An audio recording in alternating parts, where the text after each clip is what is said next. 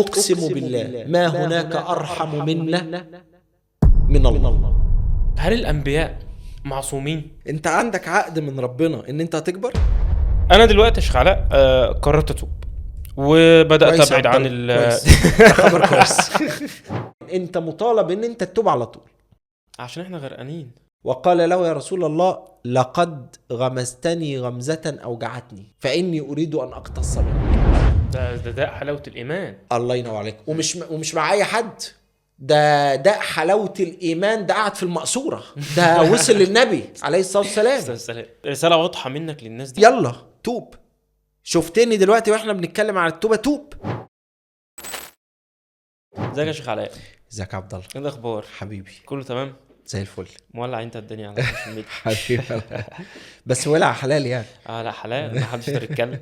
طيب عايزين نقول يا شيخ علاء ليه موضوع التوبة مهم جدا، بالذات في زمن زي اللي احنا عايشين فيه تقريبا كله فتن شهوات. السوشيال ميديا بقت تقريبا يعني مش عارف تأمن على نفسك من كل اتجاه، مش عارف الضربة هيجيلك منين بمعنى أصح. فليه التوبة هنا بتتعظم شأنها؟ هو أولا التوبة مهمة جدا لسببين. السبب الأول سيبني أقول، هو السبب اللي أنت قلته ده سبب، بس خليني أبدأ بسبب أولاني. إن التوبة أصلا واجبة في كل وقت. يعني خلي بالك أغلب العبادات في الإسلام عندنا قد تحرم في وقت من الأوقات. يعني عندنا الصلاة تحرم بين العصر إلى المغرب، ومن بعد الفجر إلى شروق الشمس. النبي عليه الصلاة والسلام قال لا صلاة بعد العصر إلى غروب الشمس ولا صلاة بعد الفجر إلى شروق الشمس. طبعا احنا بنتكلم على الصلوات النوافل المطلقة، مش الأداء أو النوافل اللي ليها سبب. الصوم نفس الموضوع، يحرم على الإنسان أنه هو يصوم أيام العيد أو أيام التشريق بلا سبب مثلا. هتلاقي ده في كله، لكن إلا في التوبة. التوبة دي واجبة في كل وقت. يعني من العبادات التي ليس لها وقت، إنما تستحب بل قد تجب على الإنسان في كل وقت وحين. إن استطعت أن تتوب لله عز وجل كل ثانية، كل ما تخطر على بالك التوبة تب إلى الله. ربنا عز وجل قال في سورة النور وتوبوا إلى الله جميعا أيها المؤمنون لعلكم تفلحون. النبي صلى الله عليك يا رسول الله، النبي هو في حد أفضل من النبي عليه الصلاة والسلام؟ النبي اللي ربنا عز وجل قال له في أول سورة الفتح ليغفر الله لك ما تقدم من ذنبك وما تأخر. النبي عليه الصلاة والسلام قال يا عباد الله استغفروا إلى الله فإني أستغفر في اليوم والليلة 70 مرة، وفي رواية 100 مرة. انت لما تيجي تشوف، ودي من الحاجات العجيبة الغريبة، النبي كان بيتوب من ايه؟ احنا سنستصغر انفسنا، نستحقر انفسنا. حاجات يعني مثلا في حديث حصل في غزوة بدر مع صحابي اسمه سواد الأنصاري رضي الله عن الصحابة أجمعين. النبي عليه الصلاة والسلام في غزوة بدر، وطبعا أول لقاء بين المسلمين وبين الكفار، وانت عارف بقى الايه، اللقاء الأول يدوم أو الانطباع الأول يدوم. فكانت مهمة جدا جدا. فالنبي عليه الصلاة والسلام بينظم الصفوف، وطبعا انت عارف ان تنظيم الصفوف إن الله يحب الذين يقاتلون في سبيله صفا كأنهم بنيان مرصوص. لو أنت داخل على جيش وشايف النظرة الأولى إن صفوفه مش مترتبة، خلاص ده بقى ما بقاش جيش ده. فالنبي مهتم جدا جدا بتنظيم الصفوف. فسواد الأنصاري اللي هو الصحابي ده شذ عن الصف خارج، فالنبي عليه الصلاة والسلام ماسك عصاية كده وبينظم الصفوف، فغمزوا غمزة في بطنه، قال له اصطف في الصف يا سواد. فسواد الأنصاري راح للنبي قبل ما المعركة تبدأ صلى الله عليك يا رسول الله، وقال له يا رسول الله لقد غمزتني غمزة أوجعتني فإني أريد أن أقتص منك. من رسول الله. من رسول الله ما شاء الله. انت متخيل؟ وانت متخيل الصحابة كانت في موضوع العدل ده، الصحابة طبعا كانوا بيحترموا النبي جدا جدا جدا حتى بالنظرة، لكن في موضوع العدل ده عارفين النبي مش هيغضب. فالنبي عليه الصلاة والسلام رفع ثوبه وقال اقتص مني، اضربني نفس الضربة نفس الضربة. اللي انا ضربتها لك. فسواد قبل بطن رسول الله، احتضنه وقبل بطنه. طب ليه ما فعلت ذلك يا سواد؟ النبي بيقول له عليه الصلاة خد والسلام، حقك لو انت جاي عايز تاخد حقك. النبي بيقول له طب ما انت ما ضربتنيش، انت ما غمستنيش، انت بتقبلني ليه عملت كده؟ قال يا رسول الله انك ترى من الامر ما نحن فيه، يعني احنا داخلين على القتال والله اعلم هنرجع ولا لا، فاحببت ان يكون اخر عهد لي بالدنيا ان يمس جلدي جلدك. طبعا اللي انا عايز اقوله لك ان النبي بينظم الصفوف عليه الصلاة والسلام، وهو بينظم الصفوف بقى مش هيقعد يطبطب على كل جندي ويقول له خش، فغمزوا غمزة. انت لما تيجي تبص للامر بمنطق مش هتلاقيه ذنب، ومع ذلك النبي خشي ان يكون ذنبا عند الله.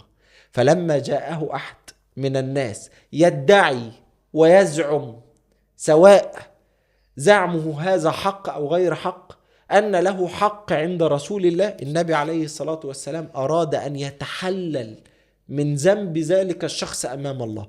فما بالك بي أنا وأنت؟ طب إحنا هنعمل إيه؟ صعب. تمام؟ فده السبب الأول. إن السبب الأول يا جماعة إن أنت ما تعتقدش إن إحنا بنتكلم عن التوبة عشان ذنب معين، أو أنت التوبة عشان ذنب معين. أنت مطالب إن أنت التوبة على طول عشان احنا غرقانين قبل ما تغرق. ده رقم واحد قبل ما تغرق. تمام؟ حتى لو مش غرقان، حتى لو انت تمام. النبي غرقان عليه الصلاة والسلام، والنبي كان يستغفر الله عز وجل، فكيف بي أنا وأنت؟ يبقى ده السبب الأول، اللي انت بتحضر التوبة لله بصرف النظر عن ذنب ولا مش ذنب، ولا انت قريب ولا انت، حتى لو كنت تصلي 5 فرائض، حتى لو كنت تصوم 2 وخميس، حتى لو كنت تقيم الليل، فأنت مطالب من الله أن تتوب لله دائما وأبدا. ده السبب الأول. السبب الثاني بقى اللي انت قلته، بس قبل برضو ما نيجي على اللي انت قلته، اللي احنا جايين في شهر التوبة، رمضان، شهر رمضان، يعني السيزون بتاع التوبة بجد، اللي هي اللي مش احنا عندنا حاجة اسمها الجمعة البيضة، نازل خصومات، صح ولا لا؟ الجمعة البيضة اللي هي بتنزل خصومات، حتى اللي ملوش فيها واللي مش عايز يشتري بيشتري في الجمعة البيضة دي. يقول لك عشان الخصومات. لما انت تبقى ماشي في الشارع وتلاقي محل، خصوصا المحلات البرندات، لما تلاقيها منزلة تصفية بتخش تشتري، صح ولا لا؟ ولو زي حالاتنا كده غلابة بيستلف عشان يخش يشتري، لانه سيزون، لان في عروض، فرصة. رمضان السيزون بتاع التوبة، رمضان الشهر الأبيض بتاع الخصومات، رمضان إنجاز التعبير، الله عز وجل يقدم لك عروضا وخصومات وتصفيات على التوبة. فمن ذا الذي يعني حكم الله عليه بأنه مغزول فلا يتوب في رمضان؟ تعرف يا عبد الله، النبي عليه الصلاة والسلام بيقول إن لله في كل ليلة عتقاء من النار في رمضان. في حديث تاني وإن كان ممكن يكون في بعض الضعف، لكن إن لله كل يوم 100,000 أو 70,000 عتيقا من النار في رمضان. بس هنا في سؤال، هل لما يكون في عتقاء من النار، طب أنا كنت من الناس اللي تم عتقهم من النار في رمضان ده، هل انا ممكن اخش النار بعد كده؟ يعني انا دلوقتي تمام وربنا عتقني من النار، هل معنى العتق ان انا لا امثل النار، لا ما اقربش منها اصلا، ويعني انا خلاص كده الفرق بيني وبين المبشرين بالجنة ان انا ما اعرفش؟ لا، هو انت عتقت من النار في علم الله، تمام. المبشرين بالجنة عتقوا من النار في علمهم. هو هل الفرق بيني وبينهم دلوقتي ان انا دلوقتي انا عتقت من النار، حتى لو كان ليا بعد كده ذنوب وحاجات كتير، فانا الفرق بيني وبين الصحابي الجليل اللي هو خلاص بقى من المبشرين، هو علم في انا ما اعرفش، بس هل انا كده زيه بس انا ما عرفتش؟ هو انت زيه من باب انك عتقت من النار، يعني مش هتخش النار ان شاء الله، ربنا يجعلنا من عتقاء النار. دي النقطة الأولى. لكن مش زيه من باب الفضل والمرتبة في الجنة، لأن ده صحابي. مش زيه لأن هو عالم في الدنيا وانت لم تعلم. مش زيه كونك ان انت لم تعلم، فانت مضطر كل رمضان تتعبد لله ودايما تتعبد لله، لعل الله لم يعتقني من النار. صح ولا لا؟ فدايما انا في مرحله مراقبه. لكن ممكن انت تكون عايز تقول ايه؟ هل لو انا عتقت من النار ما اقعش في ذنوب تاني ممكن بعدها؟ لا، مش لازم، مش شرط. ولكن معناها ان الله يغفر لك هذه الذنوب او يجنبك الذنوب الكبائر، يسترها عليك في الدنيا ويغفرها لك في الآخرة. انت عارف في حديث جميل قوي ان ربنا عز وجل يضع كنفه على العبد، اللهم اجعلنا منهم يا رب العالمين. ربنا بيضع كنفه على العبد وبعد كده يقرره بذنوبه، يقول له فاكر الذنب كذا والذنب كذا والذنب كذا، يقرره بصغائر الذنوب بتاعته. فالعبد يشفق من كبار الذنوب. ما هو ربنا ربنا سبحانه وتعالى بيقول لي ايه في اللي هو يعني ربنا فاكر لما عملت ذنب صغير وانا قاعد اقول يا نهار ابيض، لسه السواد جاي، لسه التقيل جاي، ده لسه في الاول، احنا لسه في الاول. فيشفق من كبار الذنوب فلا يرى امامه الا النار. تمام. فربنا عز وجل يقول له سترتها عليك في الدنيا وغفرتها لك في الآخرة. اللهم اجعلنا منهم يا رب العالمين. لكن هنا هو ده ان ربنا عز وجل عتقه من النار، بمعنى ان هو ييسر له الطاعة بعد ذلك او يبعده عن الكبائر او يغفر له ذنوبه. اللهم اجعلنا منهم. وهنا في الحديث ده حاجة مهمة جدا جدا.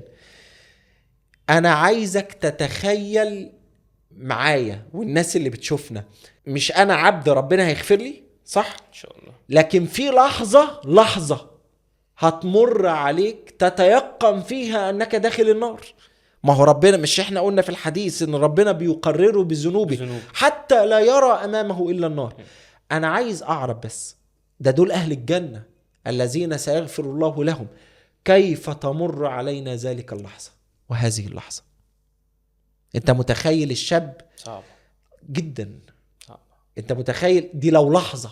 انت متخيل واحد جه كده قال لك ايه، فلان اللي انت بتحبه مات يا عبد الله، انت هتحس ان انت في دش مية ساقعة متلجة نزل عليك، وبعد كده قال لك لا لا لا ما ماتش ولا حاجة، ده عايش. برضو اللحظة دي مرت عليك كأنها ايه؟ مش هتنساها ومرت عليك كأنها سنين. فبالك بقى امام الله، فبالك بقى بأهل النار، نعوذ بالله من ذلك. فاللي انا عايز اقوله ان رمضان هو السيزون بتاعنا، ان لله عز وجل في كل ليلة عتقاء من النار، فكيف انا يمر علي هذا الموسم ولا اتوب لله؟ طب شيخ علاء، لو عايزين دعاء بسيط مناجاة لربنا، يعني انا بشوف الناس دايما بتدعي نوعين. في النوع المثقف الجميل اللي هو بيبقى قاري فبيقول ادعية القرآن ربنا آتنا رب كذا. في الناس اللي هي يعني زي حالتنا كلنا، زي يعني كلنا بيبقى مناجاته لربنا بحسب لغته. تمام. يا رب انا ماليش غيرك يا رب. فايه ممكن الانسان ممكن يقوله في بدايات رمضان حتى كنوع من انواع استعداده هو رمضان؟ كان هو مثلا يقول يا رب انا داخل عليا رمضان وانا ماليش غيرك. فايه ممكن نقوله؟ ممكن ايه الانسان ممكن يقول لنا في موقف زي ده؟ قول اللي انت عايزه مع الله بجد. وشكرا جدا للأسئلة الجميلة دي. تمام. ان ناس كتير معتقدة ان الله عز وجل سيرزقه الجنة على حسب بلاغة لسانه، وده خطأ. ربنا عز وجل لا ينظر إلى أجسامنا، لا ينظر إلى جمال وجوهنا، لا ينظر إلى بلاغة ألسنتنا. يعني الشخص البليغ الذي أطلق الله لسانه وقعد يقول بقى أدعية، أنت عارف في بعض الأئمة حتى مشهورين عندنا تلاقيه بيدعي أدعية في رمضان تخبلك كده، صح ولا لأ؟ مش جمال الدعاء هو اللي ربنا هيدخلك بيه او مش بيحب او تقبل بيه، او مش دي. والا انت هقولك حاجه، لو ان الله عز وجل يدخل الانسان الجنه على بلاغه لسانه لكان فرعون احق بالجنه من سيدنا موسى. لا اله الا الله. لا اشرح لنا دي. هشرح لك دي. من ابلغ في الكلام، سيدنا موسى ولا فرعون؟ مين ابلغ في الكلام؟ يعني المفروض ان سيدنا موسى لا نبي. لا، الابلغ في الكلام كان فرعون. فرعون انت لما تيجي تشوفه وهو بيخطب، راجل عنده بلاغة وطلاقة في اللسان. لكن سيدنا موسى واخي هارون هو افصح مني لسانا. مم. صح ولا لا؟ صح. قال رب اشرح لي صدري ويسر لي امري واحلل عقدة من لساني يفقه قولي واجعل لي وزيرا من اهلي هارون اخي. لان هارون، سيدنا هارون، كان افصح في اللسان من سيدنا موسى. حتى فرعون لما جه يقنع قومه بربوبيته وبألوهيته وإن موسى ده لا يستحق أن يكون نبيا، اتكلم على موضوع اللسان وإن موسى ده ما بيعرفش يتكلم. قال في سورة الزخرف إيه؟ أم أنا خير من هذا الذي هو مهين، يعني ضعيف، ولا يكاد يبين، ما بيعرفش يتكلم. فلو ربنا عز وجل بيدخلنا الجنة وبيتقبل الدعاء على بلاغة ألسنتنا لا أدخل فرعون الجنة. طب والذي لا يحسن الكلام اللي هو الأبكم هيروح فين؟ هيروح فين؟ الأبكم هيعمل ايه؟ طيب جاء رجل إلى رسول الله صلى الله عليه يا رسول الله وقال له يا رسول الله إني لا أحسن دندنتك ولا دندنة معاذ.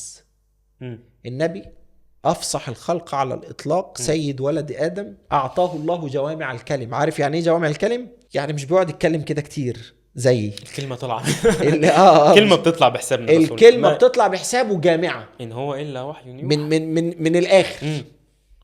عشان يوصل لك الكلام اللي أنا عايز أقوله ده، النبي ممكن يوصله لك في 3 كلمات صلى الله عليه يا رسول الله. فالنبي لما كان بيدعي بجوامع الكلم، يعني أدعية قوية وبسيطة تسحرك. وعندنا معاذ بن جبل، ده سيد الفقهاء وفقيه كبير من الصحابة، برضو كان بليغ اللسان. ففي واحد صحابي كده زي حالتنا، غلبان عمي، ما بيعرفش يقول كلمتين على بعض زي حالتنا كده. فقال لك بس ده انا كده رايح في داهية، الناس دي سبقاني بكتير قوي. الناس دي ما هو كده سابقينه، بس انا كده يعني كده ربنا مش سامعني بقى. فراح للنبي الآن قال له يا رسول الله إني لا أحسن دندنتك ولا دندنة معاذ، أنا ما بعرفش لا أقول الأداية بتاعتك ولا بتاعت معاذ. فالنبي عليه الصلاة والسلام قال له وماذا تقول؟ بتقول إيه؟ قال إني أقول اللهم إني أسألك الجنة وأعوذ بك من النار. بس فأنا عارف النبي قال له إيه عليه الصلاة والسلام؟ قال حولها ندندن. كل الكلام اللي احنا بنقوله حول الحتتين دول بس. هو انا عايز ايه اكتر من كده؟ ان انا ادخل الجنة وربنا يبعدني عن النار. فانت ان استطعت ان تأتي بأدعية من كتاب الله فبها ونعمة، ان حفظت أدعية مأثورة عن رسول الله صلى الله عليه وسلم فبها ونعمة، إن لم تستطع فعليك بهذا الدعاء. هو النبي كان بيقول إيه بين السجدتين؟ كان بيقول اللهم اغفر لي. صح ولا لا؟ صح. بس وخلصت على كده. الحاجة بقى المهمة، السبب بقى اللي انت قلته بقى في موضوع التوبة، ان احنا في الزمن ده زمن المجاهدة فعلا، زمن تكثر فيه المعاصي، مش بس كده، ويسهل الوصول للمعاصي فيها.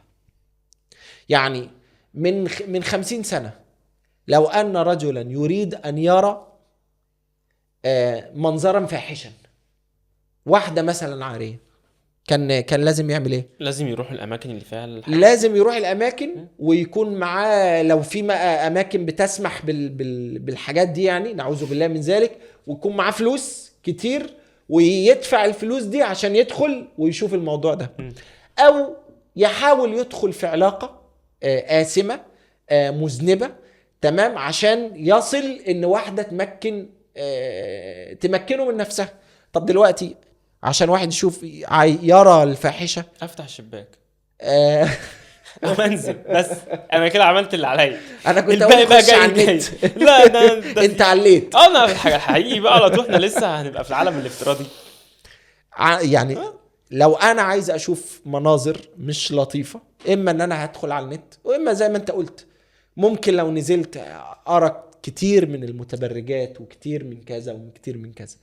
ده ما كانش في مجتمع النبي عليه الصلاة والسلام، ده ما كانش موجود من 30 40 50 سنة يمكن. تمام.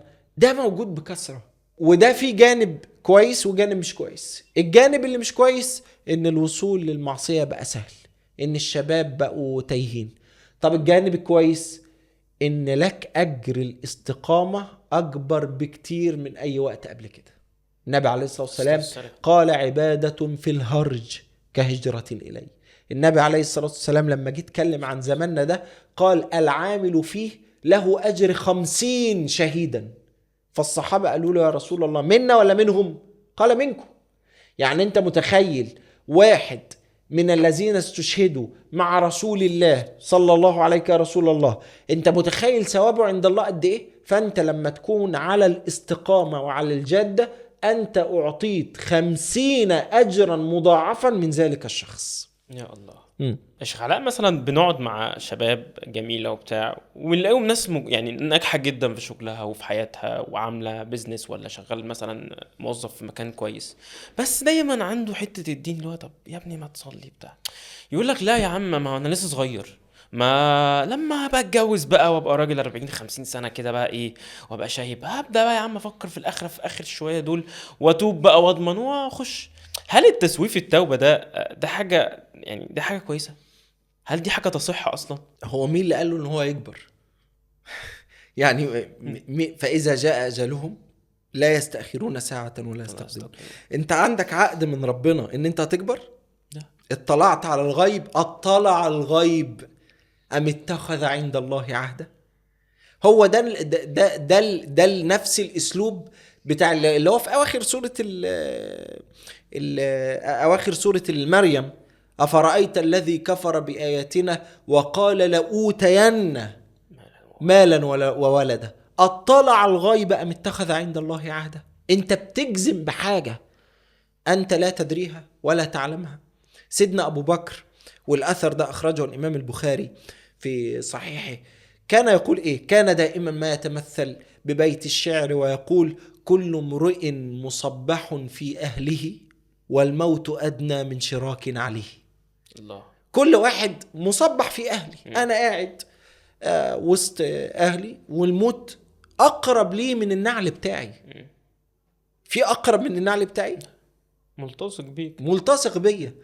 طيب احنا كان لسه من شهر وانا هحكي قصة كل واحد بيشوفنا دلوقتي عنده قصة مشابهة. شاب عندنا في المنطقة واقف مع الناس بيهزر، سلم على فلان وسلم على علان.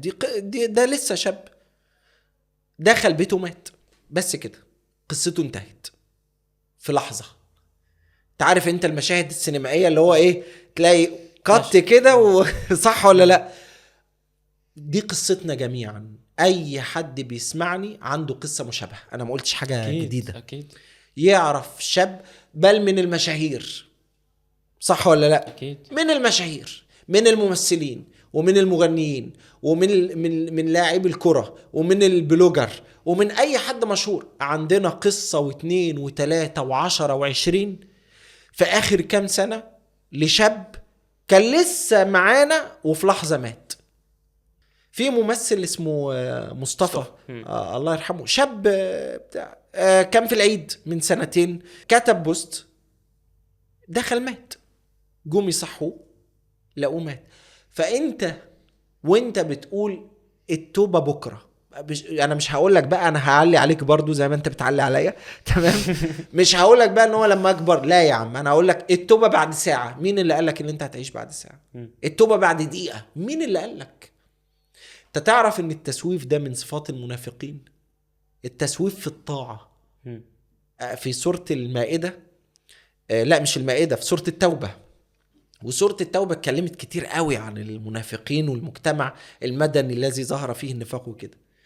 ومنهم من عاهد الله لئن أتانا من فضله لنصدقن ولنكونن من الصالحين فلما أتاهم من فضله بخلوا به وتولوا وهم معرضون فأعقبهم نفاقا في قلوبهم إلى يوم يلقونه بما أخلفوا الله ما وعدوه وبما كانوا يكذبون.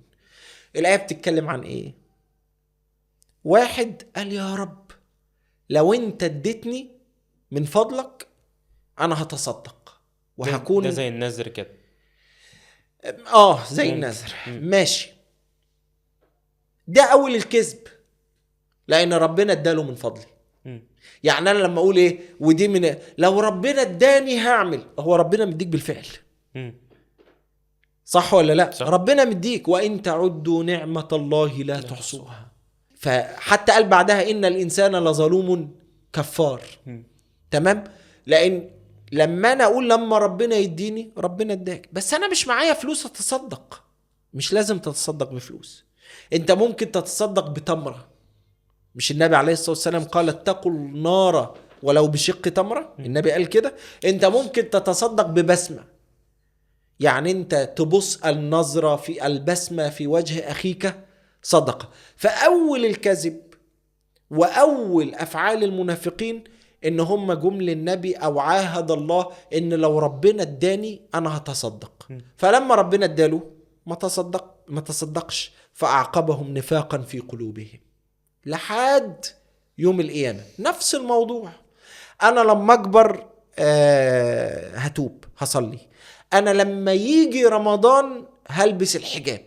انا وعلى فكرة اغلب اللي بيقولوا كده ما بيعملوش حاجة. 99% منهم إن لم يقول 100% من الذين يسوفون التوبة لا يصنعون شيئا. الذي يسوف حتى ولو لغد لا يصنع شيئا. زي نفس فكرة، على فكرة ده مش في الدين بس، دي طبيعة إنسانية كسولة. أول الشهر هعمل دايت، صح طبعا. ده بقى اشتراكه بقالك سنة. ايوه هو بيدفع اشتراك بس وما بيروحش. انا من الاسبوع من الشهر الجاي هنزل الجيم، وتلاقيه لا بيعمل رياضة ولا بينزل جيم ولا بيعمل دايت، بيدفع الاشتراك بس، وبقاله 15 سنة على كده. هتلاقي دايما اللي بيقولك انا هبتدي من الشهر الجاي، هبتدي من الاسبوع الجاي، هبتدي من السنة الجاية، هبتدي لما اكبر، ما بيعملش حاجة. طب الشيخ علاء ممكن يقول ايه للناس دي في كلام مختصر، اللي هو رسالة واضحة منك للناس دي قبل رمضان؟ بطل يلا توب. شفتني دلوقتي واحنا بنتكلم عن التوبة، توب يلا. يتوب ازاي؟ يتوب يترك المعصية. ما هو الحائل بينك وبين الله الذي يمنعك عن الطرق عن باب الله أو على باب الله سبحانه وتعالى؟ تب إلى الله الآن واترك المعصية واقبل على الله. يا جماعة ما تجيش تقول لي، ودي مهمة جدا، ما تجيش تقول لي وده سؤال الحقيقة بيستفزني. انت عارف ان انا يعني بحب المتابعين، والمتابعين الحمد لله بيحبوني وبتاع، بس انا في سؤال بيضايقني جدا جدا جدا جدا. يا شيخ انا ما بصليش، اعمل ايه؟ طب انا اعمل لك يعني هاجي افرش لك المصليه وامسك دماغك يلا اركع يلا، اعمل لك ايه؟ انا اعمل لك ايه يا شيخ؟ انا ما بصليش، اعمل ايه؟ صلي، صح ولا لا؟ صح. مش منتظم في الصلاه، انتظم في الصلاه. هو ودي برضو من الحاجات الغريبة اللي أنا بسمعها. ممكن تحببني في الصلاة؟ يعني أنت مش كفيك كلام الله عز وجل وكلام رسول الله صلى الله عليه وسلم؟ مش كفيك في أكثر من موضع في كتاب الله ربنا عز وجل يقول وأقيموا الصلاة، ويجي يقول ويقيمون الصلاة، ويجي يقول فخلف من بعدهم خلف أضاعوا الصلاة. يا الله، قالوا لم نكن من المصلين ولم نكن نطعم المسكين. عايز ايه اكتر من كده؟ مش مكفيك كلام النبي صلى الله عليه وسلم العهد الذي بيننا وبينهم الصلاة فمن تركها فقد كفر؟ مش مكفيك بني الإسلام على 5: شهادة أن لا إله إلا الله وأن محمد رسول الله، وبعد كده إقام الصلاة. مش مكفيك إن النبي عليه الصلاة والسلام يقول إني هممت، الحديث في البخاري، أن أخلف إلى ناس لم يصلوا معنا فأحرق عليهم بيوتهم؟ مش مكفيك ده؟ مش مكفيك أنه ما كان المنافقين أو ما كان المنافقون يتركون الصلاة خلف رسول الله عشان ما يتقالش عليهم دول شواذ؟ أنت متخيل؟ أنت متخيل أن عبد الله بن أبي بن سلول اللي هو كبير المنافقين في المدينة، اللي هو طعن في عرض أم المؤمنين عائشة، كان يصلي خلف رسول الله؟ عليه الصلاة والسلام. لانه لو ما عملش كده الناس هتقول عليه ان هو منافق هتقول او ان هو كافر. عليه وانت ما بتصليش. يعني الذي ده وجاي تقول لي انا حببني في الصلاة؟ يا اخي كيف لك وانت مسلم الى الان تقول هذا الكلام؟ كيف لك الى الان وانت مسلم تتوقف عن الصلاة؟ كيف لك الى الان وانت مسلم لا تلج ولا تدخل الى المسجد؟ لا، احنا نتكلم من بعد الصلاة. موضوع الصلاة ده مش عايزين فتح باب فيه. يعني انا ارجو ان الجزء ده بالذات يصل الى كل الناس. ما تخشش عند شيخ، ما تكلمش شيخ وتقعد تعرض مشكلة قتلت بحثا في كتاب الله وسنة النبي وكلام العلماء من اول ما نزل كتاب الله. يا عم عبد الله، يا عم عبد الله، انت تعرف ان اخر عهد رسول الله صلى الله عليه وسلم بالدنيا انه قال الله الله في الصلاة؟ انت تعرف، عارف ايه اخر بسمة ارتسمت على وجه رسول الله نقلت الينا؟ عارف كانت بسبب ايه؟ كانت بسبب الصلاة. سيدنا انس ابن مالك يقول، والحديث في البخاري، ان النبي صلى الله عليه وسلم مرض يوم الاثنين ومات يوم الخميس. حلو. فالنبي انقطع عن الصلاة بسبب مرضه يوم الاثنين، الثلاث، الاربع، الخميس، عن صلاة الجماعة في المسجد وإمامة المسجد. فالصحابة كانوا يصلون، مين اللي بيصلي بيهم؟ سيدنا أبو بكر. المسجد هم متجهين للقبلة، قدامهم ايه؟ حجرة رسول الله. فالنبي عليه الصلاة والسلام أرخى الستارة بتاعت بيته، فرفعها فوجد الصحابة يصلون فابتسم. سيدنا أنس بن مالك يقول ايه؟ فنظرنا إلى رسول الله فكأن وجهه ورقة مصحف. التعبير ده أنا مش عارف ليه مش منتشر عندنا. يعني احنا دايما نقول ايه؟ وشه أبيض، وشه فيه خشوع.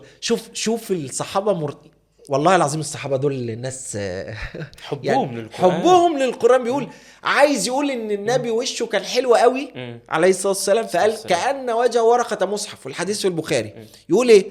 فهممنا أن نفتن في صلاتنا، ان هم يخرجوا من الصلاة من فرحتهم برؤية من؟ رسول الله. فلما عملوا كده افتكروا النبي هيخرج لهم، والنبي خلاص يعني شوفي من مرضه وهيخرج ونسعى به إلى ذلك. فالنبي أشار إليهم أن اثبتوا وابتسم ثم أرخى الستر، فكان هذا آخر عهدنا برسول الله. خلاص دخل الحجرة ومات صلى الله عليه رسول الله. فاللي أنا عايز أقوله إيه؟ إن النبي لما أرخى الستر وشاف الصحابة وهم مجتمعين عن الصلاة وبيصلوا اطمن على أمتي، رسالته وصلت. فأنت لو ما بتصليش النبي مش مطمن عليك، وأنت ليس في مرحلة الطمأنينة والطمأنة، أنت في مرحلة كلها خوف ورعب. نحن نخشى عليك ورسول الله يخشى عليك، فابدأ في الصلاة. شيخ علاء، لما مثلا انت بتيجي تتوب او ترجع تعمل الذنب، تتوب وترجع تعمل الذنب، فبحس ان انا في دايرة ما بطلعش. فهل ربنا ممكن يمل مني، يزهق، ما يقبلش توبتي؟ خلاص انا كده بقيت اللي هو انت خلصت كل محاولاتك يا معلم، شكرا. تمام. هل ده ممكن يحصل؟ طيب هو اولا انا ما ينفعش اقول ربنا يزهق مني، لان دي صفة من صفات الله، والصفات الله توقيفية. يعني صفات ربنا سبحانه وتعالى تستسقى وتؤخذ من كتاب الله وسنة النبي. تمام.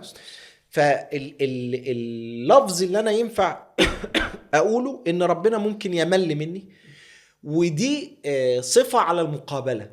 يعني صفة على المقابلة. الحديث بيقول ايه؟ ان الله لا يمل حتى تملوا.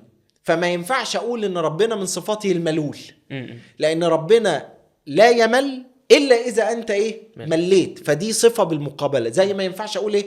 ربنا من صفاته او من اسمائه الماكر، لان ربنا لا يمكر الا بمن؟ بالماكرون، بالماكرين. فهنا صفة بالمقابلة. ما ينفعش ان انا اقول ربنا ناسي، نسوا الله فنسيهم، لان دي تبقى صفات نقصان، والله عز وجل كل صفاته كمال. دي رقم 1. يبقى رقم 2، هل الله عز وجل من الممكن أن يرفض توبة العبد أو يمل من توبة العبد من كثرة رجوعه إلى الذنب ثم معصيته ثم رجوعه ثم أبدا خالص نيفر إطلاقا. ليه؟ الله عز وجل هو الكريم، ومن سوء الظن بالله أنك تعتقد أنك إن تبت وذهبت إلى الكريم يردك. الله سبحانه وتعالى يقبل توبة عبدي. وهنا في نقطة مهمة جدا جدا، وشكرا على الأسئلة اللي انت بتسألها، بتفتح، أنا بطبل لك أوي يعني بتفتح مجالات حلوة أوي. أنا دلوقتي جيت أذنبت ذنب، في ذنب معين أنا بعمله، وبعد كده تبت وحققت شروط التوبة، هنتكلم عنها بعد شوية. أكيد. حققت شروط التوبة وتبت وزي الفل وأخلصت نيتي لله سبحانه وتعالى. قعدت يوم يومين، شهر شهرين، سنة سنتين، ورجعت تاني. خلي بالك اللي فات ذهب بالتوبة، اتمسح الذنب اللي فات، ذهب بالتوبة. فأنا عملت معصية، رجعت للمعصية القديمة، عند ربنا ده رجوع للمعصية القديمة، فهنبني الذنب على المعصية القديمة ولا هنبدأ من جديد؟ هنبدأ من جديد، ده يعتبر ذنب جديد. جيت تبت، ربنا مسح لي اللي فات تماما. جيت أذنبت، اتفتح صفحة جديدة، نعد من هنا. جيت تبت، ربنا مسح اللي فات. انت متخيل؟ لأن كتير معتقدين اللي أنا بقالي سنين، شباب يقولوا كده، بتوب وارجع للذنب. مفيش مشكلة، توب وارجع للذنب، دي اسمها مجاهدة يا حبيبي. والذين جاهدوا فينا لنهدينهم سبلنا. ده انت عسل، ده انت حلو، انت جميل جدا. الأجمل انك ما ترجعش للذنب، لكن انت رجعت، ابدأ العد من 1، مفيش مشكلة. ده مش كلامي، ده في الحديث، أن الله عز وجل أن عبدا يذنب، فالله عز وجل، ده حديث قدسي، يقول أذنب عبدي ذنبا فاكتبوا له خطيئة. حلو؟ فيستغفر، فالله يغفر له ذلك الذنب، خلاص اتمسح. فيعود للذنب فيذنب ذنبا، فيقول الله أذنب عبدي ذنبا، فتكتب له ولا خطيئتين على بناء على الذنب القديم؟ هي خطيئة واحدة. احنا ابتدينا العد من الأول، قلت لك ربنا كريم. فيغفر، فيتوب، فالله يغفر له. يقول علم عبدي أن له ربا يغفر الذنب غفرت له. يعمل كده كل مرة. انت عارف ربنا يقول في الآخر؟ علم عبدي أن له ربا يغفر الذنب أشهدكم أني قد غفرت لعبدي فليصنع عبدي ما شاء. طالما أنت دايما في بالك فكرة التوبة وتعود إلى الله عز وجل، الله يغفر لك. الله يغفر لك. ما تفتكرش اللي انت ده انا رايح لربنا، ده حاسب عليا، انا بقالي 10 سنين يمكن رجعت للذنب ده 1000 مرة، فانا راجع المرة 1001. لا، هي المرة 1. لان ربنا عز وجل غفر لك الذنب. تعرف يعني ايه مغفرة الذنب؟ يعني مسحه، يعني معفو، يعني محو. فالله عز وجل أكرم من أن يعد في ميزان سيئاتك ذنبا وأنت قد تبت منه قبل ذلك، حتى وإن عدت له بعد الذنب أو بعد التوبة. آسف شيخ علاء، ربنا بيقول كل يا عبادي الذين أسرفوا على أنفسهم لا تقنطوا من رحمة الله. استوقفنا هنا في الآية إن ربنا بيخاطبنا بيقول كل يا عبادي. هو ربنا بيقول على الإسراف في الذنب. احنا مش عباد عاديين، ده اللي هم ما فيش حاجة ما عملوهاش. فربنا هنا ما قالش يا أيها المسلمون، يا أيها المؤمنون، يا أيها الناس، تبقى كلمة عامة. لا، هو ربنا خص عباده. فإزاي ربنا ربط عباده كل يا عبادي بالإسراف في الذنوب أصلا؟ لا، ما أنت كده عبد لله، حتى ولو كان الإنسان كافرا فهو عبد لله. هو يعني إيه عبد؟ العبد هو المملوك لسيده صح ولا لا؟ يا أكيد. زمان كان ايام العبيد بواحد معاه فلوس يروح يشتري عبد بفلوس. طيب ان ابق ذلك العبد من سيده ونشز عنه وهرب منه، هل يخرجه من كونه عبدا؟ هو ظل عبدا. فالعبودية لله على قسمين: إما عبد لله باختيارك، زي كده سيدنا عيسى قالوا كيف نكلم من كان في المهد صبيا، لما مريم جابت لهم سيدنا عيسى وهو طفل صغير، ازاي جبتيه؟ قال إني إيه؟ عبد الله. عبودية من سيدنا عيسى باختياره ولا جبرا؟ باختياره. هو اختار أن يكون عبدا لله عز وجل. تمام؟ طيب في قسم تاني من العبودية: أن تكون عبدا لله جبرا منك وغصبا عنك. ربنا عز وجل قال في أواخر سورة مريم، سبحان الله، الاتنين في سورة مريم الله جمع القسمين من العبودية: إن كل من في السماوات والأرض إلا آتي الرحمن عبدا. الله. غصب عنك، حتى فرعون عبد لله. لأن خلي بالك إحنا جلودنا هتشهد علينا، أيدينا. ربنا عز وجل قال في سورة النور: يوم تشهد عليهم ألسنتهم وأيديهم وأرجلهم بما كانوا يعملون. وقالوا إيه؟ وقالوا لجلودهم في سورة فصلت: وقالوا لجلودهم لما شهدتم علينا؟ قالوا أنطقنا الله الذي أنطق كل شيء. تمام؟ فإحنا حتى أعضاؤنا وحتى أجزاء منا وأجسادنا إنما هي تعبد الله سبحانه وتعالى. فنحن عبيد لله إما باختيارنا، وهذه هي عبادة المؤمن لله، وإما جبرا عنا، فهذه هي عبادة الفاسق والفاجر والكافر لله عز وجل. عشان كده ربنا قال إيه؟ قل يا عبادي الذين أسرفوا على أنفسهم لا تقنطوا من رحمة الله إن الله يغفر الذنوب جميعا إنه هو الغفور الرحيم.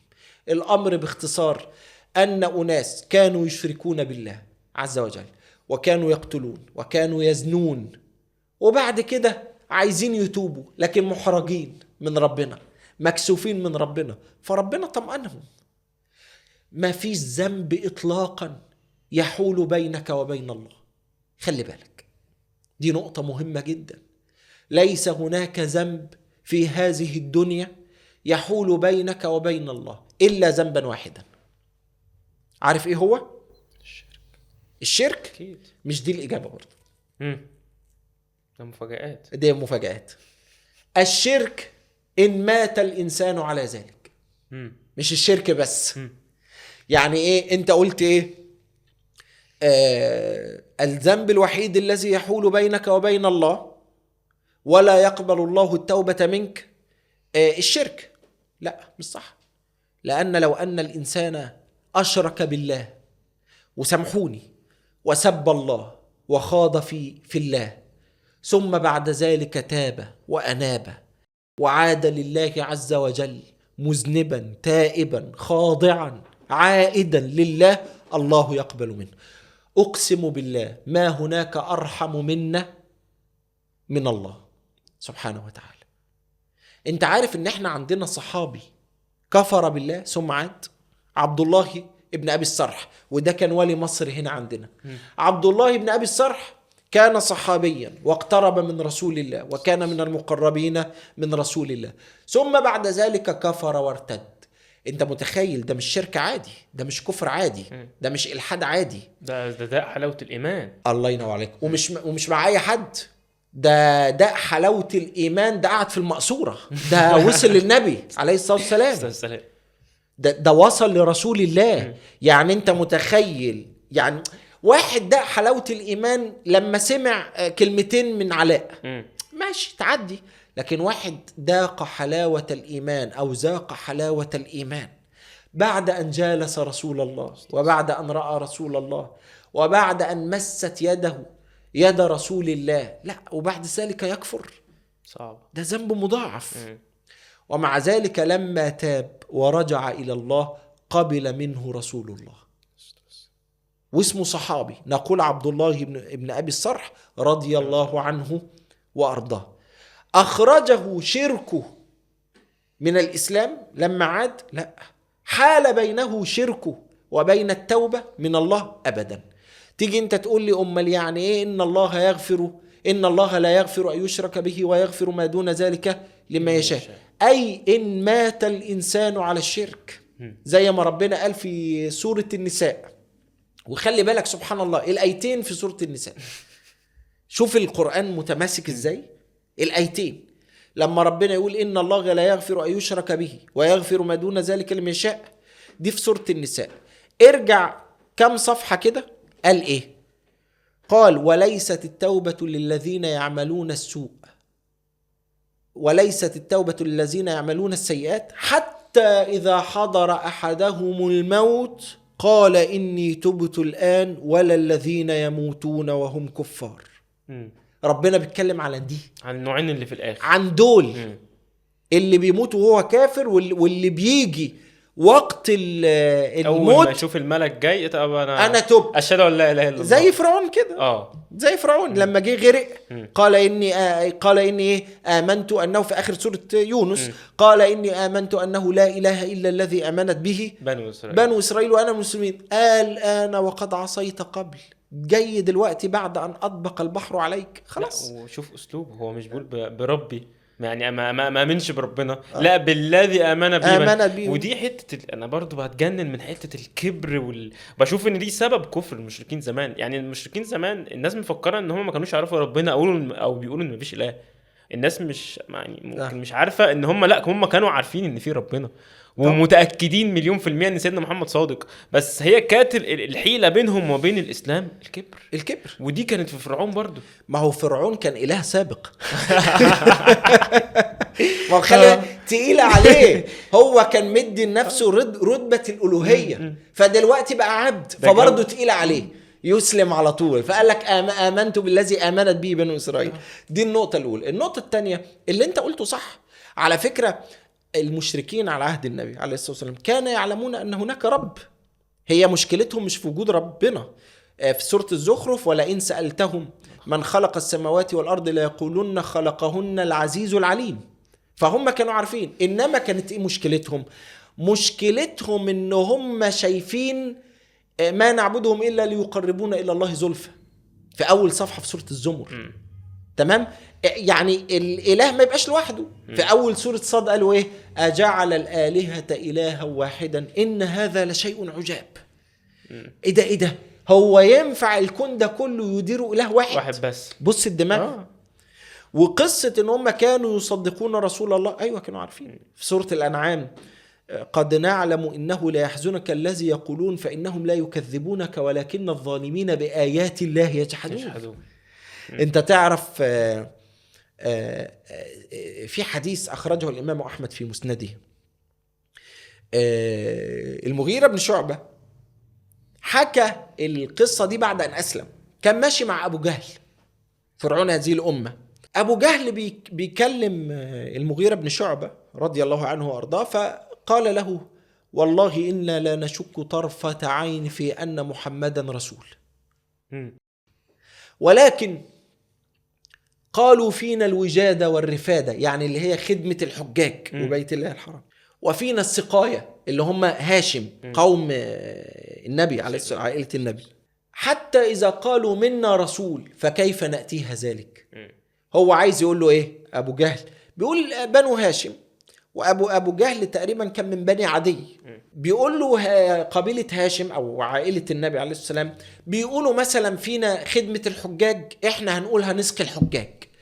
فينا خدمة البيت الله الحرام، إحنا مثلا هنكسو الكعبة مثلا. يعني ده مسابقة ما بين العائلات، مسابقة في الشرف أجمد من التاني. طب جم قالوا فينا رسول، هنجيبها إزاي؟ شكرا كده قفلها تمام. فبص هم كانوا بيفكروا في كده ان لا بنو هاشم ما ياخدوش دي. حتى على فكرة هي كانت مشكلتهم مش في الإسلام، كانت مشكلتهم بعض منهم كانت مشكلتهم في شخص رسول الله، حقد.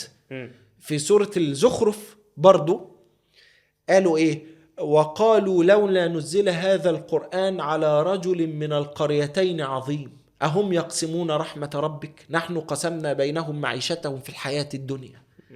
هم قالوا احنا ما عندناش مشكلة مع ربنا وما عندناش مشكلة مع تعليم الإسلام، بس نغير محمد ده. بص الحقد، بص الكبر. فالكبر يمنع. صحيح المذنب، ودي حاجة حلوة انت قلتها، المذنب الذي يستحقر نفسه ويستصغر نفسه لا يبعد أبدا عن رحمة الله.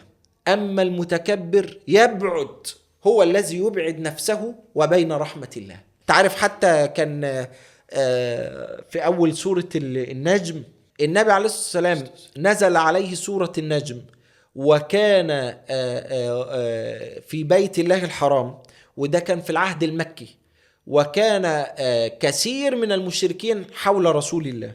وبعد كده تلا سورة النجم فسجد النبي فسجد كل من كان معه، مسلمين ومشركين سجدوا من هول وفخامة القرآن، إلا رجل أمسك بحصى ووضعها على جبينه وقال يكفيني هذا.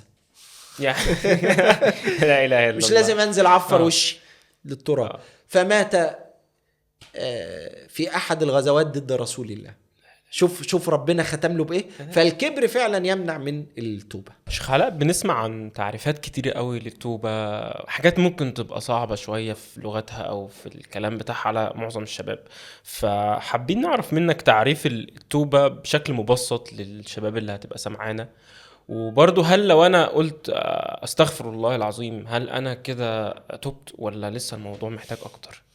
تمام. هو التوبة باختصار الرجوع عن المعصية، ان انا اترك المعصية دي واعود لله. خلي بالك يعني انت بتقول هل يشترط ان انا اقول استغفر الله العظيم، وهل يكفي ان انا اقول استغفر الله العظيم؟ لا يكفي قولا واحدا انك تقول استغفر الله العظيم، ولا يشترط.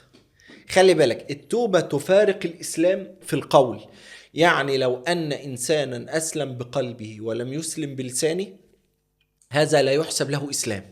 يعني إجماع أهل العلم أنه يشترط القول. وإلا بقى مثلا أبو طالب عم النبي صلى الله عليه وسلم هو أكثر من دافع عن رسول الله، وكان مؤمن بقلبه. يعني النبي لما دخل عليه وهو بيحتضر قال له يا عم قل لي كلمة أشهد لك بها عند الله. قال يا ابن أخي علمت أن دينك إنما هو خير أديان البرايا، ولكن حتى لا تتحدث قريش أني قلته خشية. فهو كان مؤمن بقلبي وعالم إن ابن أخي اللي هو النبي عليه الصلاة والسلام صادق، لكن لم يقلها بالاتفاق أنه مات على الكفر. تمام. التوبة بقى عكس.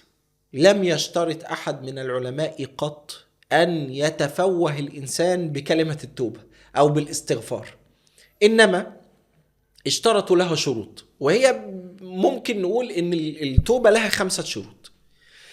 الشرط الأول الإقلاع عن الذنب، إن أنا أترك الذنب. وخلي بالك، فاكر لما أنت كنت بتقولي إن عبد يذنب ويرجع تاني بعد ما يتوب ويذنب، لو حققت ال5 شروط دول فأنت تبت عند الله وتمسح ذنبك تماما. لو رجعت بعد كده قلنا نبدأ من ايه؟ من جديد.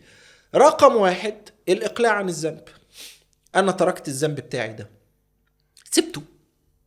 زي ما كده صحابي قابل امرأة فأتى كل شيء منها إلا الجماع. وعلى فكرة احنا دايما الحديث ده مشهور، لكن اللي أكتر إن الست دي زوجها كان يجاهد في سبيل الله. حتى النبي غضب على الصحابي ده جدا جدا، والحديث في البخاري قال له أخلفت بمثل ذلك غازيا في أهلي. يعني الراجل رايح يدافع عن دين الله وعن رسول الله وعنك تخونه وانت بتعمل كده في أهلي. فالراجل ندم جدا. فبعد كده النبي عليه الصلاة والسلام الراجل قعد لحد ما نشوف حله ايه. فنزل قول الله عز وجل في أواخر سورة الإسراء أقم الصلاة، أواخر سورة هود أقم الصلاة طرفي النهار وزلفا من الليل إن الحسنات يذهبن السيئات ذلك ذكرى للذاكرين. الراجل هنا بيتكلم في التوبة وهو قائم على الذنب، ولا بعد ما خلع من الذنب؟ بعد ما ترك الذنب. يبقى دي رقم 1. أنا ما ينفعش وأنا بشرب تمام. او ليه انا تبت، مم. ما ينفعش وانا لسه عامل فيها سوسو الحبيب وبخرج وبروح وباجي وانا اقول انا تبت. مم. ما ينفعش اللي انا بكون قاعد بشاهد مناظر اباحيه نعوذ بالله من ذلك واقول انا تبت. يبقى رقم 1 اللي انا اخلع من الذنب، اقلع عن الذنب. رقم 2 ودي مهمه جدا، الندم. ان انا كل ما اتذكر هذا الذنب اندم، انا خجلان من نفسي. شوف ربنا عز وجل في سورة التوبة، كان في ناس بنوا مسجد على عهد رسول الله، مسجد ضرار، عشان يحاربوا، اسمه مسجد الضرار معروف، وهدم على عهد النبي عليه الصلاة والسلام. ربنا عز وجل قال ايه؟ قال لا يزال بنيانهم الذي بنوا ريبة في قلوبهم إلا أن تقطع قلوبهم. يعني ايه الكلام ده باختصار؟ ربنا بيقول باختصار، ده قول في تفسير هذه الآية، وإن كان هناك قول آخر، قول ان الذنب بتاعهم هيفضل يلاحقهم الا لو قلوبهم اتقطعت ندما على هذا الذنب. انا تبت، كنت ماشي مع بنات كتير وتبت لله، وبعد ما تبت كل ما اقعد مع حد اقول له ده انا كنت مقطع الدنيا كلها، عارف البت فلانة كنت اعرفها، عارف البت مش انت كده مش ندمان، انت بتجاهر، انت تمام، ده انت فرحان. لا، شرط انك تتوب. واحد كان بتاع مشاكل مثلا وتاب واناب وعاد لله عز وجل وما بقاش يأذي الناس، فانت ما شفتنيش زمان، عارف الواد فلان ده انا كسرته، عارف انت بتأذي الناس، انت ما زلت ان تأذي الناس.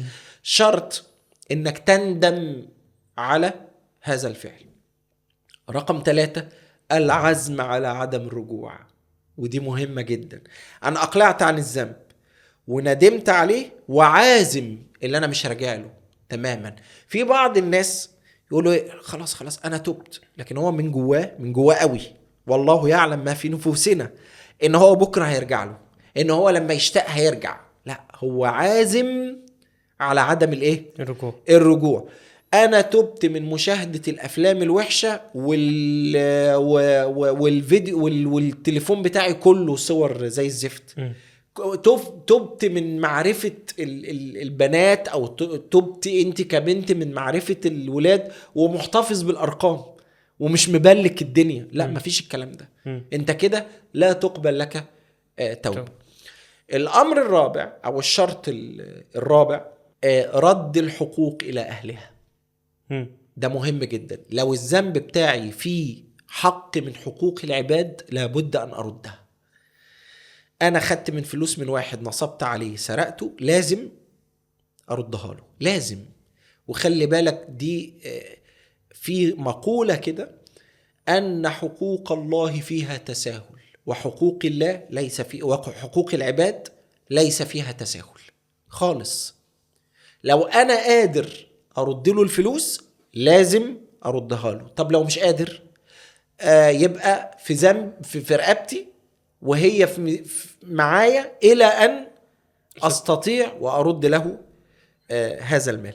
تعرف في كتاب المقدمة الحضرمية، وده كتاب من كتب الشافعية يعني، الحمد لله بنشرحه دلوقتي، يقول لك ايه؟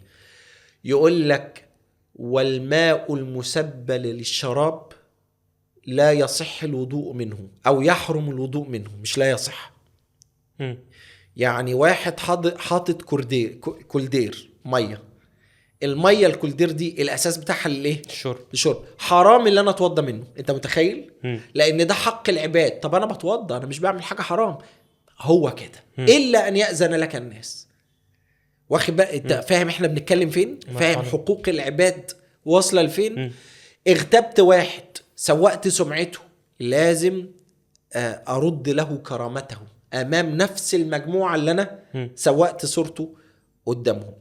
في شرطين تانيين بقى عامين. الشرط الا تخرج الشمس من مغربها.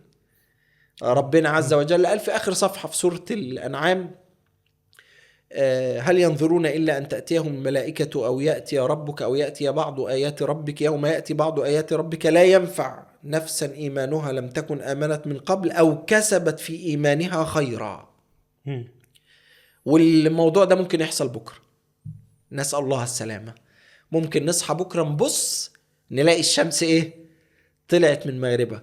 وتلاقي حاجة غريبة جدا، احنا دايما بتطلع اشاعات ان الشمس هتطلع من مغربها بكرة او طلعت، فهتلاقي الناس منزعجين جدا، كلنا ننزعج. طب احنا منتظرين ايه؟ مكتوب يا جماعة.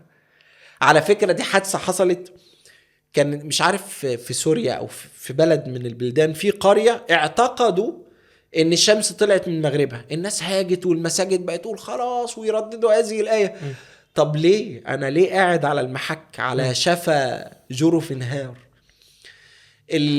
في شرط تاني، ان تكون التوبة قبل الغرغرة.